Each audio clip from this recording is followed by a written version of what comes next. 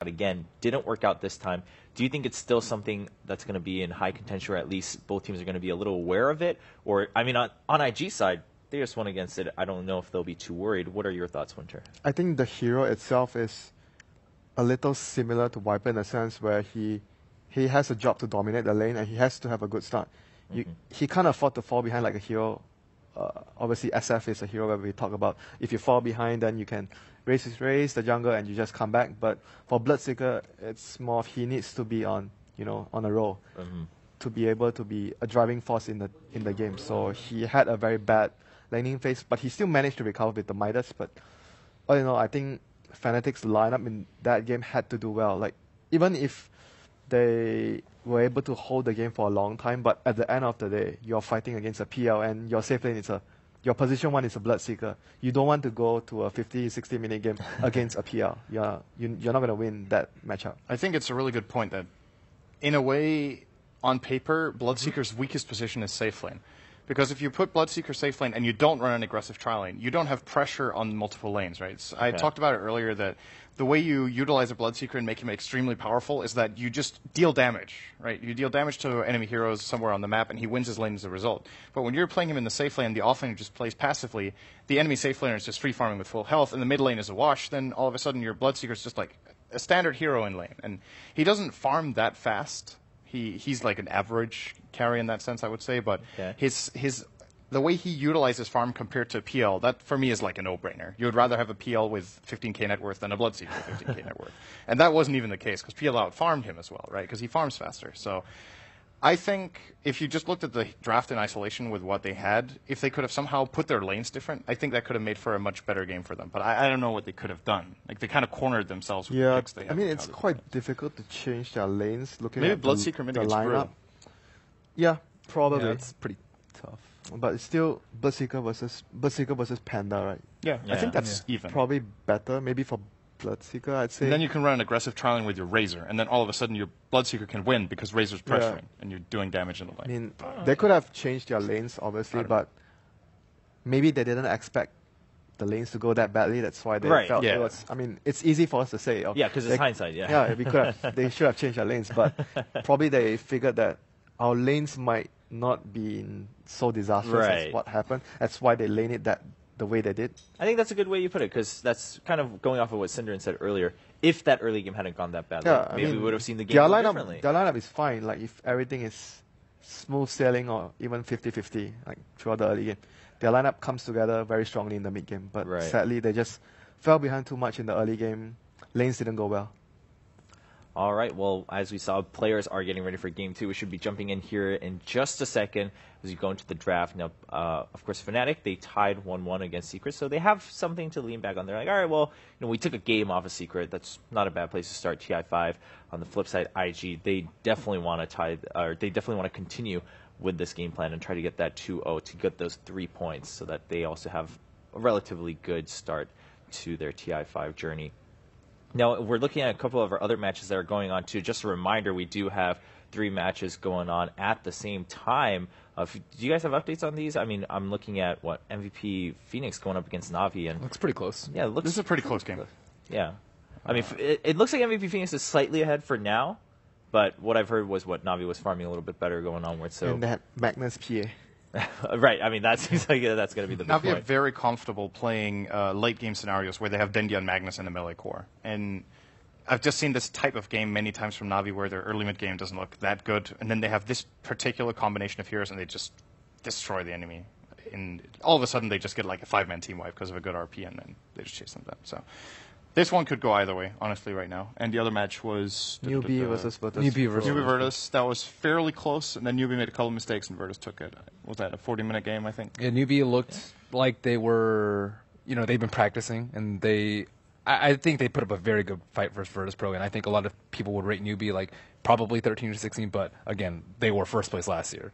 So it's I rate them a little bit higher Okay, than that. so we'll have to wait and see. But VP currently leading that series 1-0. Right now, as you can see on our screens, we are into draft on the main stream back to Game 2 of Fnatic versus IG. So if you want to check out the other matchups, definitely hop on to Stream B or Stream C on Dota2.com. But if you're going to stay around, let's get through the draft here as we look at, okay, well, Undying being banned out by Fnatic. Just didn't want to deal with that this time. They just had, on top of the Shadow Storm being weak and them losing that lane, they didn't have like a solution for the Brewmaster in the fights, and on top of that, they also didn't have a solution for the PL in the late game. Yeah. So I think at all stages in the game, they were outdrafted of sorts. And as you say, like Fnatic, they they don't have a super well-rounded draft. They had to do well in the early phase. Yeah. That's like their mission for the whole lineup to work. Yeah, more or less that.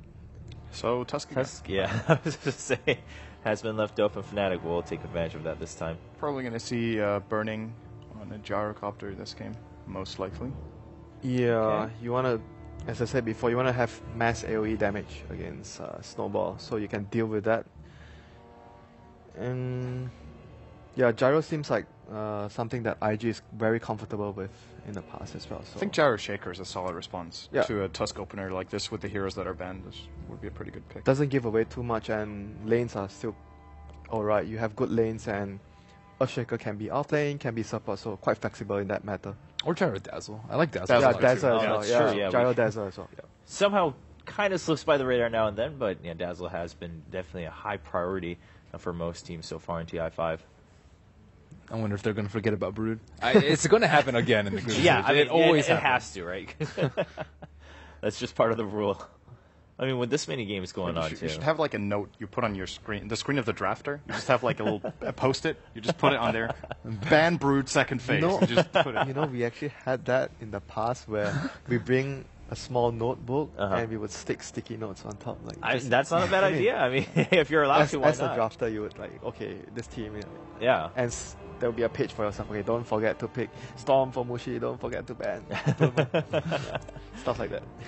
That would be a good idea. But Bloodseeker actually going to be now taken for IG. That's a bit surprising. Huh. It's not a- I'm actually pretty surprised about that. Was that the same opening they did versus Secret? I Yes. kind of remember they opened the same way. Yeah, well, in the first two picks, yeah, Yeah. it was Gyro Bloodseeker. I mean, it might have been reversed, but either way, it was on the same side as second and third pick, rather. So the idea of having Bloodseeker versus Tusk is he snowballs in with his team, you silence them with your bird, right? It's actually pretty nice, and you have cooldown too. There's like Yeah. two really good response abilities to have. Yeah, but at the same time, like you can just wait until he ruptures and blood rights, and then snowball everyone and avoid so much of the damage. Then Snowball would Yeah. be used against Bloodseeker. Yeah, it works both ways. That's how Snowball always is. It's never bad. You can Yeah. always dodge something. That's why he's first pick. Yeah, Right. All right, and then the Witch Doctor now on the other side, so kind of just swapping things back out. Snowball in the Death Ward.